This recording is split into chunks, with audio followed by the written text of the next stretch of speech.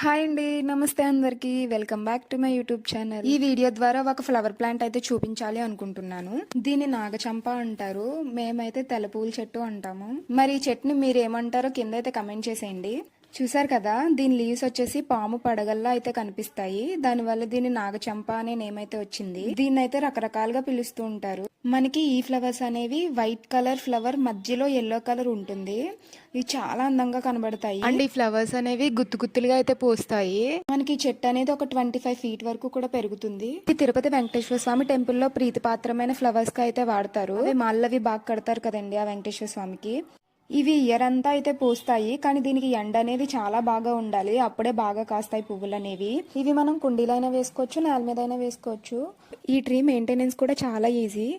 నీరు అనేది అసలు నిల్వ అనేది ఉండకూడదు, అలా నిల్వ ఉండకుండా అయితే చూసుకోవాలి. ఇదండి మరి ఈ వీడియో మీకు నచ్చినట్లయితే లైక్ చేయండి, అలానే సబ్స్క్రైబ్ చేసుకోండి, పక్కన బెల్ సింబల్ కూడా క్లిక్ చేసుకోండి.